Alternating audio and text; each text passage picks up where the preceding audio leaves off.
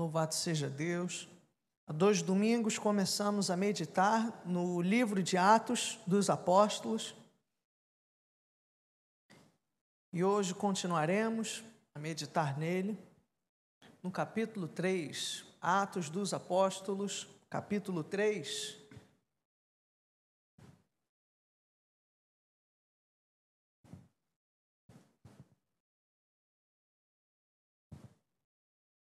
Peço que, tendo encontrado o texto, que fiquemos de pé.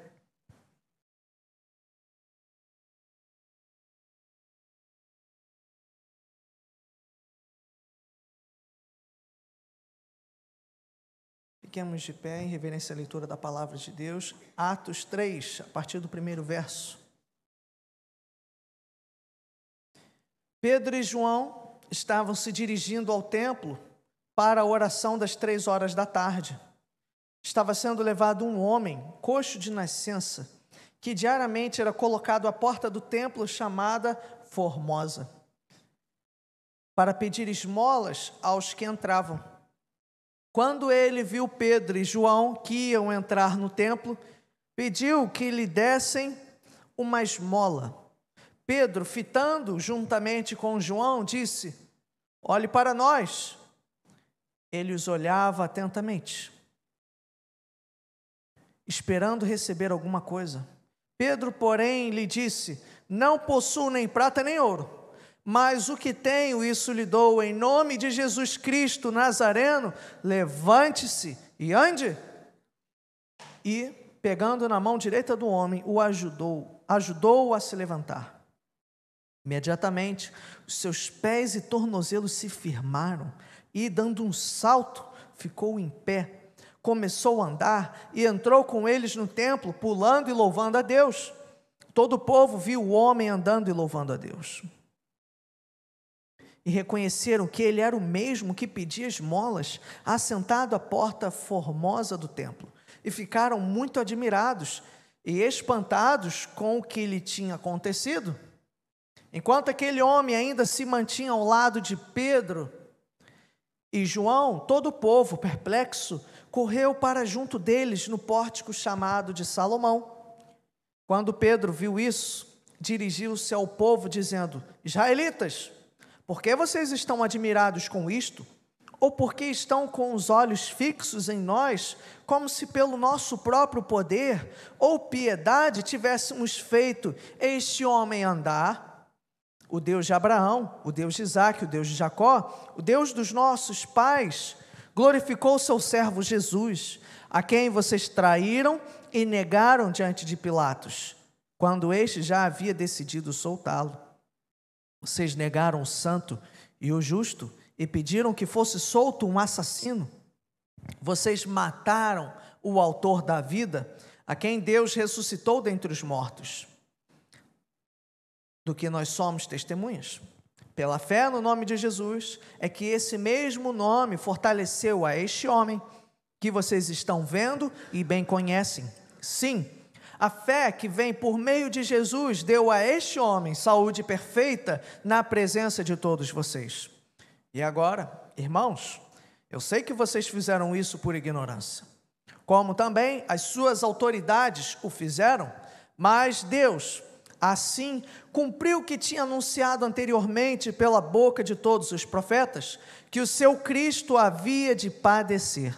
Portanto, arrependam-se e se convertam, para que sejam cancelados os seus pecados, a fim de que da presença do Senhor venham tempos de refrigério, e que Ele envie o Cristo que já foi designado para vocês, a saber, Jesus, ao qual é necessário que o céu receba até os tempos da restauração de todas as coisas, de que Deus falou por boca dos seus santos profetas desde a antiguidade. Porque Moisés disse: "O Senhor Deus fará com que do meio dos irmãos de vocês se levante um profeta semelhante a mim. A esse vocês ouvirão em tudo que ele lhes disser. Quem não der ouvidos a esse profeta será exterminado do meio do povo." E todos os profetas, a começar com Samuel, assim como todos os que falaram depois dele, também anunciaram estes dias. Vocês são os filhos dos profetas e da aliança que Deus estabeleceu com os pais de vocês, dizendo a Abraão: na sua descendência serão abençoadas todas as nações da terra. Tendo Deus ressuscitado o seu servo, enviou-o primeiramente a vocês para abençoá-los, no sentido de que cada um abandone as suas maldades. Enquanto Pedro e João ainda falavam ao povo, chegaram os sacerdotes, o capitão do templo e os saduceus, ressentidos, porque os apóstolos estavam ensinando o povo e anunciando em Jesus a ressurreição dentre os mortos. Prenderam Pedro e João e os recolheram ao cárcere até o dia seguinte, pois já era tarde. Porém, muitos dos que ouviram a palavra creram, subindo o número desses homens a quase 5.000. No dia seguinte, as autoridades, os anciãos e os escribas se reuniram em Jerusalém com o sumo sacerdote Anás, com Caifás, João, Alexandre e todos os que eram da linhagem do sumo sacerdote. E colocando os apóstolos diante deles, perguntaram: com que poder ou em nome de quem vocês fizeram isso?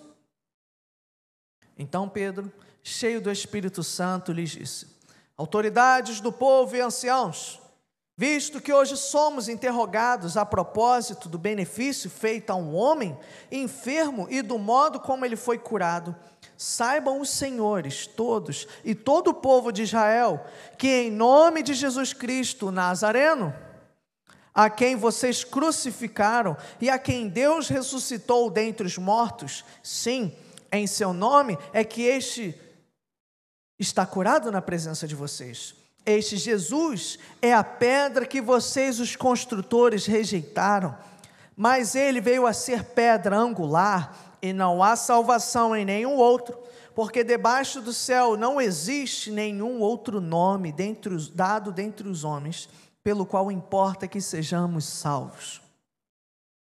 Ao verem a ousadia de Pedro e João, sabendo que eram homens iletrados e incultos, ficaram admirados e reconheceram que eles haviam estado com Jesus. Vendo que o homem que havia sido curado estava com eles, nada tinham a dizer em contrário. E mandando-os sair do sinédrio, discutiam entre si, dizendo: que faremos com estes homens?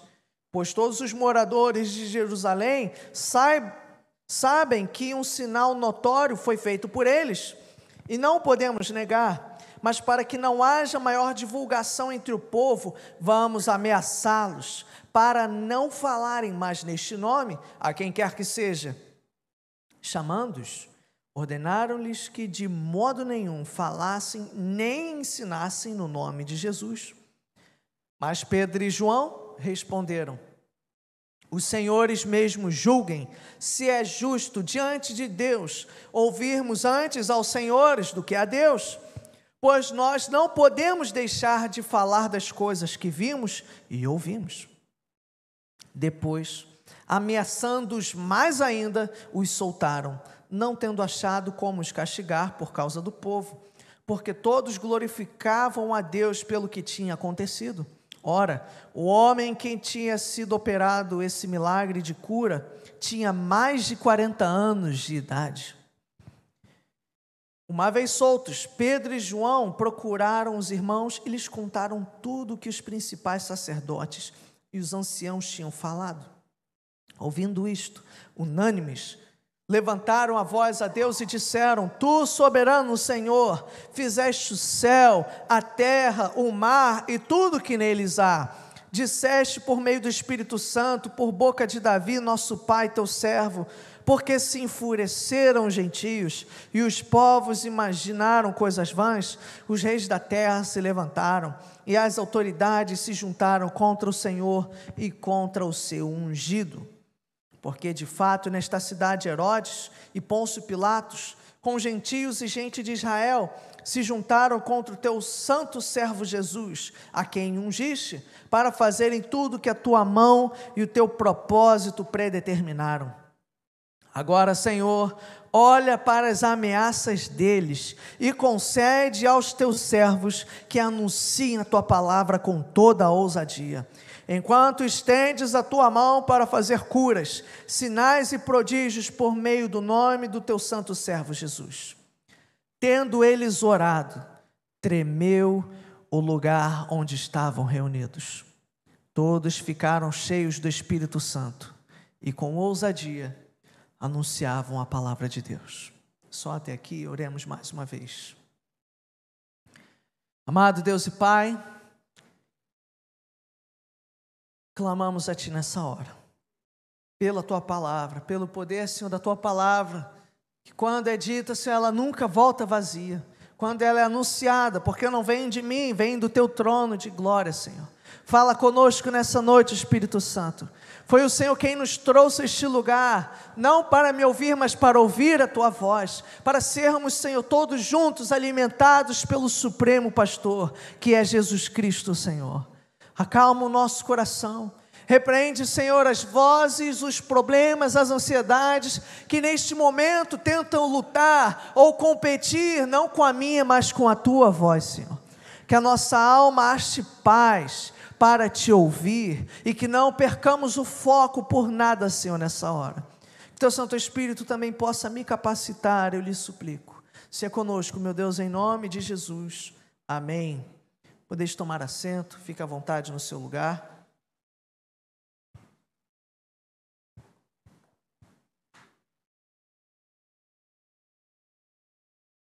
Há alguns anos atrás, o seminário da nossa denominação, o Seminário da Nova Vida, que forma não só teólogos, mas missionários, pastores, o IBR-MEC,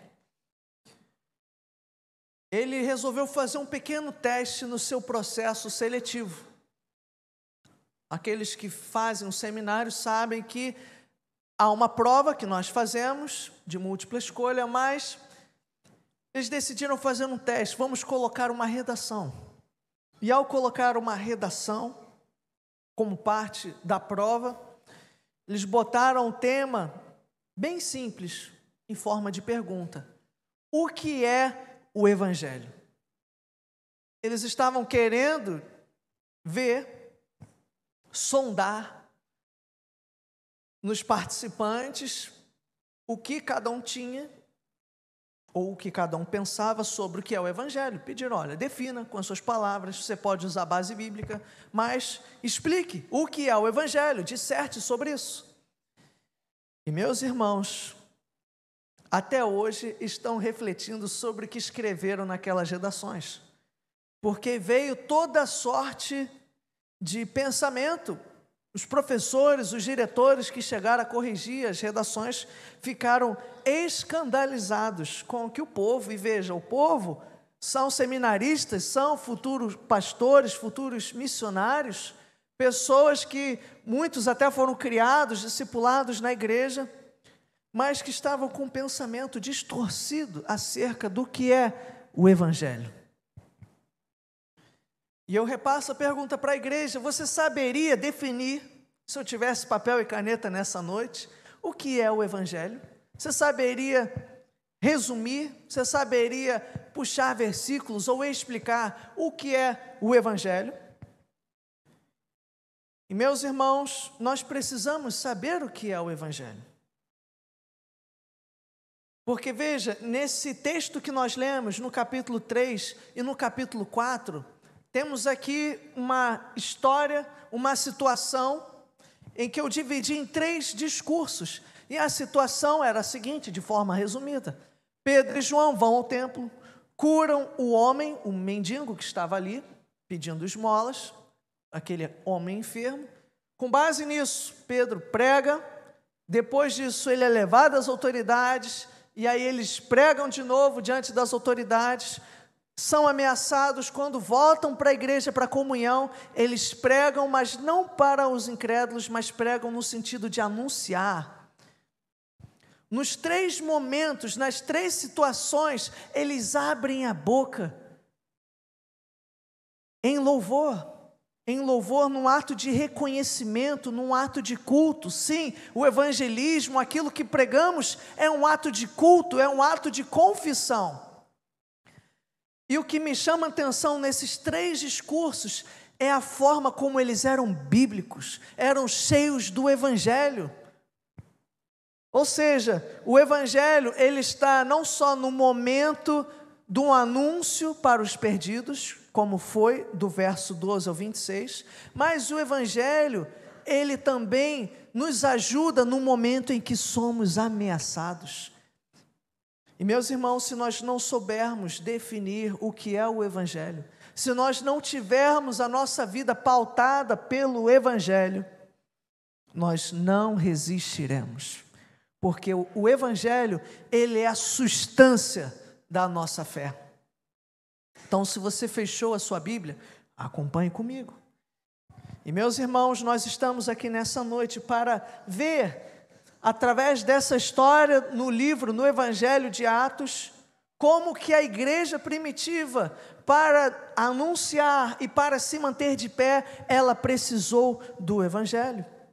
Quantos aqui já serviram nas Forças Armadas? Levanta a mão, só para termos uma ideia. São poucos. É interessante que, em alguns momentos no quartel, existem situações em que o pelotão, a tropa, tem que ficar ali, estática, parada, às vezes debaixo de sol.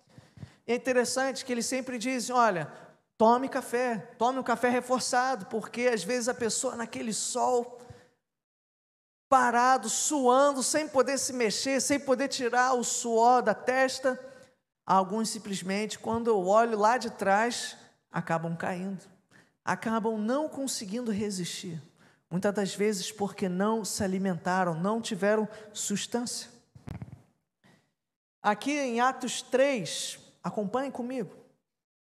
Em Atos 3, nós vemos eles indo para o templo. Veja, naquela época, a igreja, por conta da perseguição, ela começou a se distanciar mais de Jerusalém, mas em Atos, nos primórdios da igreja, os irmãos se reuniam tanto no templo como nas casas. Eram coisas que eram feitas ao mesmo tempo. Eles se reuniam. Era um momento de testemunho, de evangelismo, de comunhão no templo. Era um local conhecido, mas eles também cultuavam a Deus nas casas, em outros lugares. E ao ver aquela situação, aquele homem, o texto nos mostra, no verso 22, esse senhor, ele tinha mais de 40 anos. Alguém pode dizer, mais de 40 anos já é senhor? Veja bem, a taxa de mortalidade naquela época, as pessoas não viviam tanto quanto hoje. Eu tenho um pastor amigo de Moçambique, e as pessoas no Brasil costumam morrer na casa dos 70 e poucos anos. Em Moçambique, é na faixa dos 50. E quando eu descobri isso com esse meu amigo pastor, ele já estava com uns 40 e poucos anos. E a gente olhou para ele, olha rapaz, vigia, já está chegando perto dos 50. Então, naquela época, ter mais de 40 anos já era alguém mais idoso. É considerado mais idoso naquela cultura. E veja, o que isso tem a ver? Era alguém que, se curado, a probabilidade de cura de alguém com a idade mais avançada era muito remota, era muito improvável. E aquele homem estava lá, possivelmente a vida inteira, manco, enfermo, com a sua canequinha na porta do templo, carecendo da misericórdia dos outros, vivendo de ofertas. E Pedro encara aquele homem que não entendeu nada. Aquele homem, as pessoas passavam e possivelmente nem olhavam para ele. Quando muitas pessoas andam na rua, a maioria de nós não tem o costume de ficar fitando, encarando um morador de rua, aquele que precisa. Infelizmente, essas pessoas costumam ser muito ignoradas. Mas Pedro, ao invés de ignorar, ele começou a encarar aquele homem, olhando nos olhos. Aquele homem devia ter ficado até constrangido. E o que foi? E Pedro falou, é você mesmo. Olhe para nós. Pedro chama a atenção dele. E é interessante que Pedro, ele anuncia, eu não tenho dinheiro, mas eu tenho Jesus. E quando ele cura aquele homem começa a louvar, a adorar a Deus, o povo vem, a multidão, aquele homem já era uma figura conhecida na cidade, e Pedro se equivale dessa oportunidade de cura, e ele começa a pregar a palavra. E meus irmãos, a palavra que Pedro traz é uma palavra bíblica, é uma palavra cheia do Evangelho, é uma palavra com substância. Olhe comigo para a palavra, do verso 12 ao verso 26. Aqui nós temos o resumo da palavra. Ele fala sobre Cristo, ele fala sobre Moisés, ele fala acerca dos profetas. Ele começa lá dos patriarcas, ele passa por Moisés, ele passa pelos profetas, ele anuncia o que Cristo ainda há de fazer. Ele diz, verso 19, arrependam-se e convertam para que sejam cancelados os seus pecados. Ele fala sobre a ressurreição de Jesus. Veja, é uma pregação bem embasada, ele resume muito bem o Evangelho. Eu e você podemos aprender o que é o Evangelho a partir das pregações de Pedro e de João. Não foi uma pregação rala, ele não deixou a oportunidade passar. Infelizmente, nós vivemos numa época em que há um evangelho muito ralo sendo pregado. Mais fácil as pessoas dizerem que Jesus é lindo, ou que o Neymar usa faixa 100% Jesus, do que chegar e dar a razão bíblica da nossa fé. Estamos acostumados, estamos vivendo num tempo em que as pessoas falam do evangelho de uma forma muito básica, sem uma base bíblica, sem saber o porquê. As pessoas lá fora nos questionam porque têm dúvidas, às vezes por incredulidade, às vezes para nos desafiar, e quando chegam com perguntas mais capciosas, a gente começa a morder os lábios, a gaguejar.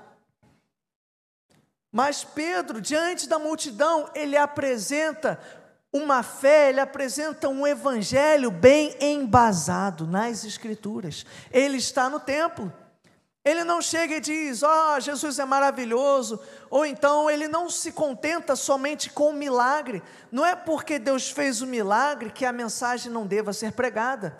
Ele chega e ele anuncia de forma bem embasada.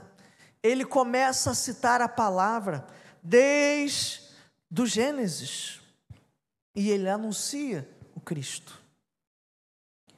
Do verso 8 ao verso 12 do capítulo 4, nós vemos como consequência, eles são levados, veja, agora eles são pegos diante daquela agitação em torno do homem que fora curado e da pregação de Pedro. Agora eles são levados às autoridades religiosas. E aqui é interessante que diante desses homens, a pregação foi até mais resumida, mas nem por isso ela foi simplista. Ele diz, este homem, autoridades do povo, saibam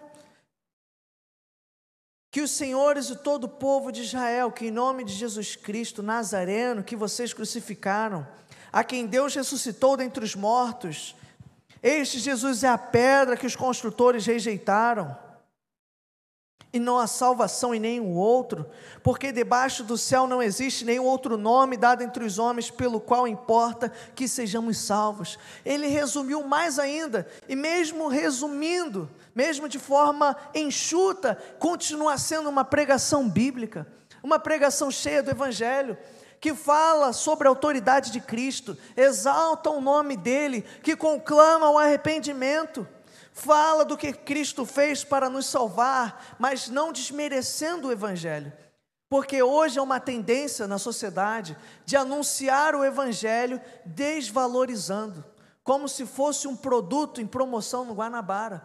As pessoas fazem um apelo quase que implorando, tadinho de Jesus, vai ficar magoado se você não se arrepender, faça esse favor a Ele, vem aqui à frente. Mas meus irmãos, o Evangelho não é isso. Quem está devendo somos nós. Somos nós que devemos clamar a Deus para que Ele nos aceite em Cristo. Somos nós que devemos reconhecer e nos arrependermos do nosso pecado. E eles chegam com autoridade, eles chegam de forma bem embasada. Tanto é que verso 13 diz: esses líderes religiosos, esses doutores da lei, eles ficaram admirados, porque Pedro e João eram iletrados e incultos, eram gente simples, eram pessoas sem estudo. Mas veja, o fato de serem sem estudo, serem pessoas do interior, isso não significa, não dá razão para terem uma fé sem base, uma fé que não seja firme. Eu e você podemos ser simples, podemos ser pobres, mas isso não é motivo para que a nossa fé seja rala. Muito pelo contrário. Eles ficaram admirados, eles reconheceram que haviam estado com Jesus, eles ficaram surpreendidos pela sabedoria bíblica que eles demonstraram ao fazer as conexões das profecias com o cumprimento em Cristo. Aqui nós vimos esses três, o terceiro anúncio nós veremos agora, do verso 24 ao verso 30. Então veja, o Evangelho é a base para o evangelismo. No momento que o homem é curado, ele prega o Evangelho se torna a base da pregação de Pedro para a multidão, mas da mesma forma o Evangelho é o sustento de Pedro e João diante dos seus acusadores, é o Evangelho que põe de pé, que dá firmeza e que dá autoridade, para eles resistirem diante daqueles que querem o mal da igreja, diante daqueles que querem ver o insucesso, o fracasso dos discípulos de Jesus. Mas da mesma forma, meus irmãos, o Evangelho é a base, deve ser a base do nosso louvor a Deus, porque veja, eles foram ameaçados, olha, não preguem mais nisso. No momento, as pessoas estavam tão alvoroçadas, que eles nem pensaram em açoitar, para intimidar os apóstolos, eles fizeram uma intimidação apenas verbal, e liberaram eles, vão embora daqui. Quando eles chegam na igreja, quando eles se reúnem com os irmãos, olha o conteúdo do louvor deles. Olhe comigo, verso 24. Tu, soberano Senhor, fizeste o céu, a terra, o mar e tudo que neles há. Eles citam até o salmo davídico, até para adorar a Deus. É uma adoração bíblica, é uma adoração bem embasada, e infelizmente hoje em dia isso se perdeu. A gente acha que por adorar a Deus, nós podemos oferecer qualquer coisa, e vai estar tudo bem, porque afinal Deus é nosso Pai, e como Pai eu tenho liberdade de fazer o que eu quiser, mas meus irmãos, não é bem assim. Ele é sim o nosso Pai, mas como Jesus disse, Pai nosso, que estás nos céus. Ele é o nosso Pai, mas mesmo sendo íntimo, Ele não está no mesmo patamar. Ele é elevado, Ele é soberano, Ele está acima de nós. Mesmo sendo Pai, nós lhe devemos reverência, nós lhe devemos adoração. Mesmo sendo Pai, nós não podemos tratar de qualquer forma, porque Ele não é qualquer Pai. Ele está nos céus, Ele está perto, mas Ele é soberano. E exatamente por isso, meus irmãos, que nós não podemos abusar do fato de Deus ser Pai para oferecer a Deus qualquer coisa. Ao longo de toda a Bíblia nós vimos isso. Caim e Abel, lá no início do Gênesis, Abel trouxe dos primeiros frutos, Caim trouxe do que restava. E Deus rejeitou, aceitou o sacrifício de um e rejeitou o do outro. Deus sempre fez isso. O próximo capítulo, ou melhor, o próximo trecho desse capítulo e parte do capítulo 5, que nós meditaremos em breve, nós veremos isso, sobre a oferta, sobre o culto a Deus. Culto a Deus é muito sério. Tem um pastor que eu auxilio lá em Cerâmica, e ele contou para mim uma história que o primeiro encontro dele com a esposa, ele chegou com um buquê de flores. E ela olhou para ele e falou: eu odeio flor. E ele ficou meio até sem graça. Mas porque se nós amamos alguém, não adianta eu gostar de algo e dar para a pessoa. Para agradá-la, eu preciso saber do que ela gosta. Para agradar a Deus, eu preciso me embasar pelo seu evangelho, pela sua palavra. Como que eu irei agradar a Deus se eu estou desmerecendo ou vivendo contra o que a palavra dele diz? Será impossível. Se nós queremos agradar alguém que amamos, nós precisamos agradar não de acordo com a nossa opinião, mas de acordo com o gosto dela. E com Deus, meus irmãos, não é diferente. Deus expôs a sua vontade neste livro. E eles aqui, ao adorar a Deus, eles adoram de acordo com a palavra. Por mais que adoração sim, é algo íntimo do coração de cada um. Mas mesmo sendo algo íntimo, é algo que não pode ser feito de qualquer forma. Nós adoramos a Deus de acordo com a sua palavra. Nós engrandecemos a Deus de acordo com as suas promessas, com os seus atos na história, com o sacrifício de Cristo. E aqui eles adoram a Deus com base na palavra. O evangelho é a base da adoração. A nossa adoração nessa igreja não pode ser com base na nossa preferência política, nos nossos gostos simplesmente, meus irmãos, nós adoramos com base na palavra. Eu não sei quantos repararam, mas todos os hinos que nós cantamos aqui nessa noite, nenhum falou de mim ou de você.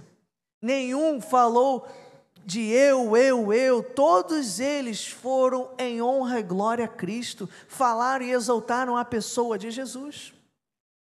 E muitas das vezes, quando ouvimos louvores por aí, parece que dizem mais acerca de nós do que acerca da pessoa de Deus.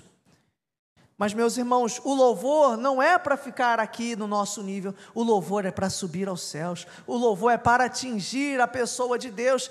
Estamos querendo chamar a atenção dele, estamos exaltando a sua majestade, a sua pessoa, a sua presença. Por isso que mesmo na adoração, no louvor, a palavra não é menos importante. Veja, tanto diante da sociedade, pregando ali para o povo, Pedro, como diante dos seus inimigos, daqueles que perseguem a igreja, como até mesmo junto à igreja, adorando, o evangelho está na boca deles. Quando os membros do Sinédrio pressionam Pedro e João, o que sai são atos de louvor, o que sai é uma confissão bíblica do evangelho. Será que se nos perseguirem, se o seu chefe lhe chamar para um quarto à parte no seu escritório ou no seu trabalho e lhe questionar sobre o evangelho, será que sairá um evangelho de autoridade, um evangelho bíblico dos nossos lábios? Ou será que a gente vai começar a gaguejar e não vai sair isso? Será que diante do povo que questiona os milagres que Deus faz, como foi no caso do homem curado, nós pregaremos de forma bíblica, ou será que perderemos a oportunidade levando uma mensagem incompleta? Meus irmãos, nós somos chamados a ser um povo que vive com base no evangelho. O evangelho deve ser a base da nossa vida. O evangelho não fala de mim ou de você, fala do que Deus fez por nós. O evangelho é a boa notícia que veio para dizer, olha, vocês não devem mais morrer nos seus pecados, porque Cristo se ofereceu por nós. Ele é o evangelho, ele é a boa notícia, ele veio para resgatar todos aqueles que nele creem. Ele deu a sua vida por nós. E ele há de voltar para buscar a sua igreja.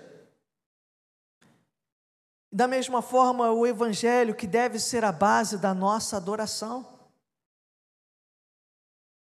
Por 3 vezes, em 3 momentos, o evangelho ele é a base do evangelismo, é a base dos apóstolos diante dos inimigos e é a base da adoração diante do povo.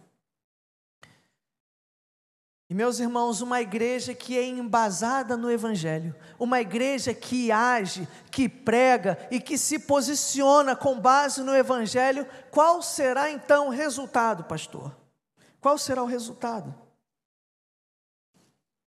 Eles oraram, e no verso 31, o que diz?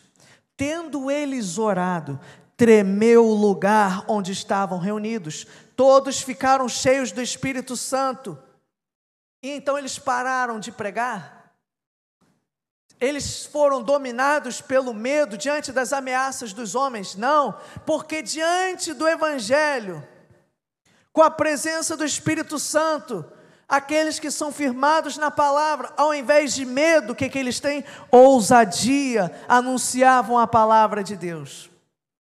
Se aqueles membros do Sinédrio queriam que eles calassem a boca, agora que eles vão ter enxaqueca, agora que eles vão ouvir mais ainda, porque uma igreja que é embasada no Evangelho, ela é encorajada pelo Espírito Santo para pregar mais ainda, porque quando uma igreja é embasada na palavra, a honra e a glória não são para ela, vão para Jesus. O Evangelho é o anúncio da obra de Cristo. E o que Deus quer, meus irmãos, é que mais e mais pessoas conheçam do Evangelho, mais e mais pessoas sejam transformadas à luz do Evangelho. Então, meus irmãos, se nós queremos mais poder, mais unção, mais ousadia para cumprir a nossa missão, nós precisamos do Evangelho. Nós precisamos nos dedicar mais ainda para essa palavra. Nós precisamos nos dedicar mais ainda para uma vida de oração, para uma vida de estudo, para compreender e viver o Evangelho. Não desperdice as chances que essa igreja dá para que você cresça no Evangelho, para que você entenda. Talvez você venha semana que vem e diga: pastor, eu tive dificuldade em escrever o que é o Evangelho, em resumir, em falar da obra de Cristo. Então se inscreva, participe do CETEB, do Panorama Bíblico, venha no encontro das mulheres, nos cultos de quarta ou de segunda, vamos crescer juntos, porque, meus irmãos, sem o Evangelho nós não ficaremos de pé. É somente com uma vida embasada no Evangelho que nós podemos permanecer nesse mundo, que nós podemos pregar para os perdidos, que nós podemos ter autoridade para ministrar aos enfermos, como Pedro e João fizeram. Meus irmãos, nós precisamos do Evangelho, precisamos nos alimentar primeiramente dele. Uma vida do Evangelho começa com uma alimentação do Evangelho. Não adianta orar, vir aqui à frente, querer mudar de vida, se durante a semana a última coisa que nós fazemos é ter um tempo com a palavra de Deus. Se gastamos mais tempo diante de filmes, de novelas ou com o telefone do que sem a palavra. Mas veja, era uma igreja, aqui em Atos, era uma igreja que se dedicava à palavra e oração. Era uma igreja que gastava tempo de qualidade com o Evangelho. E como resultado, tinham vidas embasadas no Evangelho. Precisamos, meus irmãos, resgatar o Evangelho na nossa vida. A gente olha muito para o estado da igreja do Brasil. Não, porque a igreja está trocando o Evangelho por pregações coaches, por profetas do Pix e tantas outras coisas. Isso todos nós já sabemos. Mas não adianta só eu apontar os dedos para todas essas situações se eu mesmo não estou buscando ter uma vida embasada no Evangelho. Se eu mesmo ainda não consigo, nem com as minhas palavras, definir o que é o Evangelho. Mas ele é a razão de eu e você estarmos nessa noite, pois fala do que Cristo fez por nós. E, meus irmãos, nós precisamos dele. Precisamos nos voltar para essa palavra. Se possível, depois com calma, leia a pregação de Pedro. Nessas 3 ocasiões, tanto do louvor, como diante do sinédrio, como diante do povo, e olhe como como foram pregações bíblicas, a ponto de surpreender os mestres daquela época. Porque ele podia não ter doutorado, ele podia não ter um currículo Lattes, um LinkedIn todo cheio, mas ele tinha a palavra. Ele era um homem que lia a palavra, ele era um homem de oração. e que Deus nos levante, nos desperte, nos desafie para sermos uma igreja da palavra e uma igreja da oração. Como resultado, o Espírito Santo, verso 31, encheu ainda mais da sua presença aquela igreja. E eles com ousadia anunciavam, sem medo dos homens, porque o Evangelho nos encoraja. A palavra de Deus, a presença do Espírito Santo nos encoraja, para não nos intimidarmos com os desafios, com os alertas desse mundo, mas sim para abrirmos a nossa boca e cumprirmos a nossa missão. É o Evangelho que nos dá ousadia, é o Evangelho que nos dá segurança, é o Evangelho que tira o nosso medo. E meus irmãos, nós vivemos, falamos muito pouco sobre medo, mas nós vivemos numa época em que o medo reina, de forma muito sutil, mas ele reina. Pessoas andam, quantos já ouviram falar do tal celular do bandido? Levanta a mão. Você sabe, ou talvez você tenha o celular do bandido. É um celular que não funciona, mas que todo mundo, muita gente, anda preparado com o celular do bandido. Caso seja assaltado, ela não vai dar o seu telefone. A pessoa vai pegar um Uber e a gente costuma até dizer, olha, ainda que o Uber tenha GPS, todo um aparelho para você acompanhar a pessoa, a gente ainda costuma dizer, me avisa quando você chegar em casa. Nós temos uma série de procedimentos. Por quê? Porque nós temos medo. Nós temos uma série de rotinas exatamente para evitar o mal, porque, meus irmãos, a nossa sociedade é má. Nós olhamos as notícias, nós temos medo, ainda que nós não falemos. Adoramos posar como corajosos, mas nós temos medo. Medo de aguardar numa fila de hospital público, com leitos ocupados. As pessoas hoje têm medo até de cirurgia, com tantas coisas que eu não quero nem citar, que alguns anestesistas fizeram nos últimos meses. Nós temos medo, meus irmãos. Medo de guerras, medo da inflação, medo da economia, medo de andar sozinho na Via Láctea de noite. Na Via Láctea. Meus irmãos, só o Evangelho nos dá coragem e nos dá força para viver nesse mundo. Esse mundo vai de mal a pior, mas o que pode renovar as nossas forças nessa noite não é uma pregação que vai acalentar o nosso coração, é o Evangelho. É o Evangelho que fala não de mim ou de você, mas de Jesus, pois Ele é a solução para os nossos problemas, Ele é a solução para esse mundo, Ele voltará. Nós precisamos nos arrepender e crer nessa mensagem que foi exposta por todas as Escrituras. Precisamos do Evangelho, meus irmãos, o Evangelho de Jesus. Não os falsos evangelhos, mas o Evangelho bíblico, o Evangelho bem embasado. As pessoas hoje, ao falarem de Cristo, dizem que Ele é lindo, Ele é assim, é assado, é fofinho. Meus irmãos, a pregação de Pedro fala, Ele é o Senhor, Ele é a autoridade, o Cristo que vocês mataram, Deus o fez Senhor e Rei. Arrependam-se, creiam. Ele é a pedra que os construtores rejeitaram, Ele tornou-se a pedra angular. Meus irmãos, a pregação de Pedro é uma pregação que exalta e não diminui a glória de Cristo. É esse Cristo que é o Senhor do Evangelho e que quer embasar a sua vida e que quer renovar as suas forças, para que ao invés de se intimidar, você seja cheio do Espírito Santo, que você abra a sua boca com ousadia e que as pessoas, ao ouvir a sua voz, vejam, aí está uma fé embasada. Aí está uma fé diferente, uma fé que tem raízes, uma fé que não é rala, uma fé que é bíblica. Meus irmãos, que nós possamos orar e nos voltar a essa palavra. Amém? Então feche os seus olhos, vamos orar.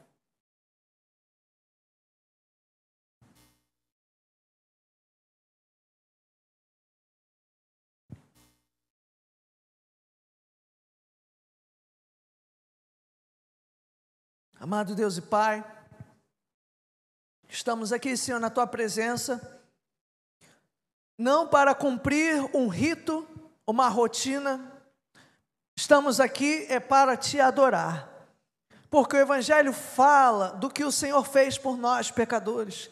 O Senhor entregou o seu Filho, que se humilhou, que foi traído, que morreu, que ressuscitou, mas que voltará para completar a boa obra. Ô Senhor, o Evangelho é muito maior que nós. É uma mensagem santa, mensagem essa única capaz de salvar o perdido, de salvar o pecador. E meu Deus, nós queremos te pedir perdão, porque ao invés de nos ocuparmos com o teu Evangelho, estamos nos ocupando com tantas outras coisas. Estamos nos preocupando, pregando bênçãos materiais, pregando tanta vaidade, tanta futilidade, ao invés de sermos firmes ao pregar a tua salvação, ao invés de vivermos sob a autoridade do Evangelho. Senhor, nós precisamos de ti nessa noite, não somente nessa noite, mas todos os dias da nossa semana. Que o Evangelho seja a razão de levantarmos, de irmos para o trabalho, de descansarmos à noite. Que o Evangelho seja a base de cada casamento nessa igreja. Que o Evangelho seja a base da vida de oração da tua igreja. Que o Evangelho seja a base dos ministérios da tua casa. Ô Senhor, a começar em mim, a começar em nós, nos ajude a ter uma fé bíblica, que não depende de títulos, de mestrados, de universidades, mas que depende única e simplesmente de uma vida que te ama, que na simplicidade abre a palavra e ouve a sua voz, que dobra o seu joelho e te busca com sinceridade, como Pedro e João, homens tão simples, incultos, mas cheios da tua unção, cheios de autoridade, porque eram homens da palavra e da oração. Oh Senhor, vem fazer uma reforma, cava, Senhor, no fundo do nosso coração e lança o concreto do teu Evangelho, reforma o fundamento da nossa fé. Se não for o Evangelho, Senhor, que seja o Evangelho. Não estamos aqui por conta de promessas, por conta de carros. Não é o dinheiro que é o fundamento da nossa fé, não é o bem-estar, não é a cura. Queremos cura, mas Senhor, a nossa fé não depende de cura, na saúde ou na doença. É pelo Evangelho que estamos de pé, é pelo Deus que morreu e ressuscitou que estamos de pé, é pelo Deus que é o Alfa e Ômega que estamos de pé. É o Evangelho que é a base da tua igreja, e com base no Evangelho ninguém poderá segurar a tua igreja, Senhor.